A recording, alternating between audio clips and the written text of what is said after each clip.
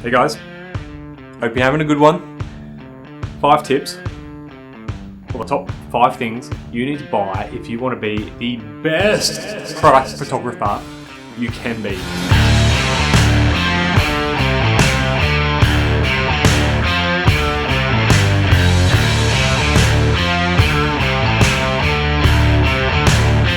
Now, this isn't the most expensive things. We're not talking about like massive lighting rigs. We're not talking about $6,000 cameras. This is the 5 things I reckon you should be buying if you want to be better at product photography. Let's just get into this, right? Number 1, fishing line. Honestly, I think this is one of the best things you could purchase if you're getting into product photography. It'll help you get things elevated. It'll help you hang things with a barely visible line. This particular fishing line was like $3 from Kmart or my local big box store. It's honestly been a lifesaver. So let's just have a look at a few of the images that I've created with this. Being able to hang products, being able to hang some of the props around the products. Extremely versatile, extremely strong, and honestly super easy to cut out if you're doing product photography. Super simple in Lightroom or in Photoshop to remove a tiny little bit of fishing line. And if you're working on video, if you're doing product videography, After Effects, there's a super simple little wireframe remover tool in After Effects. You can make frame by frame fishing line disappear so fast it's not funny. The second thing you should be buying if you want to be a better product photographer. Where did I put it? Foam core. Big white foam core. Costs barely anything, right? Couple of dollars. Go to your local art supplies business. You can get it from Amazon. You can get it from pretty much anywhere online. Foam core is going to be your friend if you don't have the lighting. You can already see, like if I point this towards some of the lights that I've got, you can see how it changes the light. If I put it down underneath me, you can see how it's actually changing the light, and you can modify the light with a simple piece of foam core. You can cut this, you could put slits in this if you want to do some product photography and pretend that you've got a window. An amazingly cheap bit of equipment that will help your product photography get to the next level.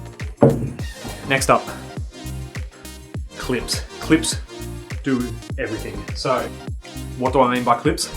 These things. These things are a lifesaver. So big ones,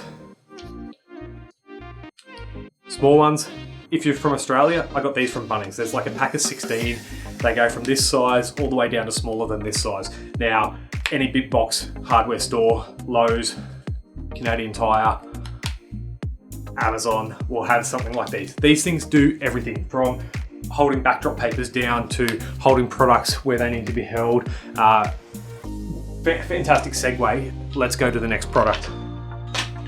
If you are doing product photography at home, or if you're starting to break into product photography, one of the things you're going to learn very fast is lighting. So if you're trying to shoot clear bottles, or if you're trying to shoot some sort of product that is highly reflective, you're going to find that 9 times out of 10, the lighting that you use is too harsh or too strong, and you need to be able to diffuse that a little bit. So my segue from the clips was, look, clips holding my diffuser. Diffusers are going to change your life. So this one is kind of like massive, right? Like, see you later. This diffuser was from Amazon. It's a newer brand, I think like bugger or $20, 20 something dollars. It comes, it's massive, it folds up. It's so big that I can't even get it. And hang on. Let's see if I can actually fold this up while I'm talking to you. Stuff it.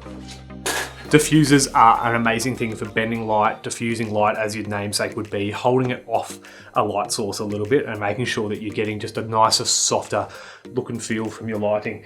So your diffuser can be used as a barrier between whatever light source that you've got. It could be the sun, it could be a studio light, it could be a flash. And having just a little distance or a little gap in that diffuser will drastically change how the light hits your product. So let's have a look at a particular product right now. We've got some, what are we going to use? Some Dr. Pickle's body wash. So let's have a look how that kind of fits and feels with that diffuser and how much it actually changes the light source hitting that product. Guys, so we're going to do this Dr. Pickle's body wash. So I've got it sitting here on the the product photography table right now. That table has got a bit of black paper, black stuff on it. Now what I've got turned on is, you can see I've got this big light box here, and if I spin around, there's a big light box up the top here. Now if we actually look at that product, I'm just going to turn the camera around. If we actually look at that product, you can see the effect here of a massive big shiny blob of light, and you can see the other soft box there. So I'm just going to start with turning off that big soft box. Now what you're left with is there's actually a bit of a reflection there still, which is that whole light that you can see open there, and then you've got your reflection of that soft box there. So if I turn that soft box off as well, obviously it's very dark, but you're left with now just the light from the window, and we can see on the background that we've actually got the light from the window as well.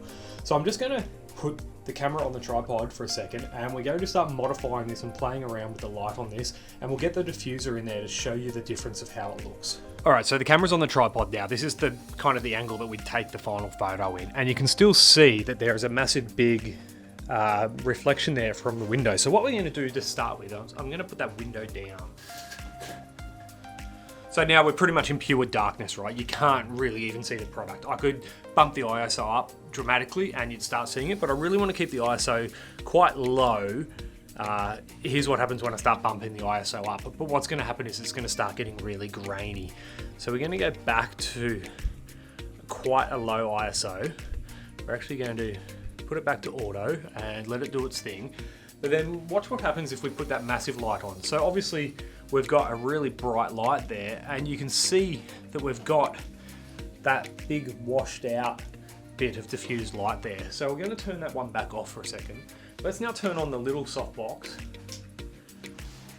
And once again, you can see it's quite blown out on the side there. But if we turn the intensity down on that softbox, see how we can start sort of seeing a really long sort of finished light to that, but it's still quite bright and quite nasty. So what we're going to do is now get that diffuser and put that diffuser next to that light.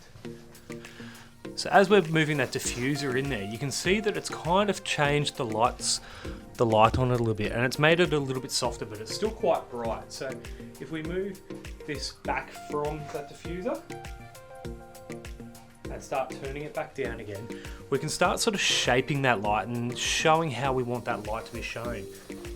And this is where having a bit of core flute, or even better, something that blocks light completely. So I've got this black kind of bit of vinyl here, and if we put this black bit of vinyl over the light box, see how we can start to shape and modify the light that's coming out now. Now, unfortunately, you can see that orange line that we've got there as well. That's going to be a different video, but that orange line that we've got there, if I put my body in the way of it, that's literally the fluorescent lights, or the lights coming from the rest of our building or the rest of our office. But just by blocking that with my body and putting a bit of card across the reflector there, or across the actual softbox, having that diffuser there, it's given us a really nice soft looking line. Now, obviously this environment isn't the best. When you look closely, you can still see, reflections from the window. You can see the other softbox, which is turned off. It's not the perfect image, but just that use of that deflector. If we took that deflector away, even keeping that same shot, you can see that it just gets that little bit brighter. And if we remove that piece of card, that's how harsh the light is, even coming from a softbox of a light that's turned right down. So that's a Godox 60L, and that's currently turned down to 19%, so it's not really showing much light, but through that diffuser, it actually makes it a lot softer and a lot nicer for a reflective bottle like this Dr. Pickles bottle. All right, last product of the 5 products that I think every photographer should have if they're going to do product photography. This one's just behind here. Give me a second. That's it, acrylic. A big, flat piece of acrylic. Now, they come clear, they come black, they come red, they come many different colors. This one's quite thick if you look at it. Amazing for putting down on backdrop paper, putting down on paper or poster board, I think they call it, different colored papers to get different color reflections and different colors. This is amazing then. You can get this wet, you're not ruining your backdrop paper, you're getting beautiful reflections of products. So a lot of those Amazon products that you see, or a lot of those econ products, like you can see even my reflections here right now, like that's how they do it. They might have a white piece of paper underneath and then they have this. If you want, you can take a simple flat piece of acrylic like this and turn it into a box. It's very hard for you to see, obviously, but this particular product has, I've cut it up. I got a router at home or a saw, and I gave it like a 30mm edge on it. You can see that edge on there, and it means now that we can float water in there. So I'll show you some of the products that we shot with this. The Aesop spec ads that we did had this acrylic box, and it allows us once again to change the color of the paper that sits underneath it, fill it with water, and it's very shallow, and it gives us that beautiful water look and feel of our product photos. Guys, that's it. 5 products that you should have if you're going to be doing product photography. Now, they're not expensive, they're relatively cheap. You can buy them and get them delivered from a big box department store or a big box, big box hardware store. Foam core, fishing line, clippy thingies, diffusers, and acrylic sheets. That's all you need to get started. There's been a few examples of how I use those as we've talked about this, but honestly, that's what I got to start with. Lighting would be a whole nother thing. The camera you use is a whole nother thing, but there are 5 things that you can use that are nice and cheap for product photography. I hope that's helped.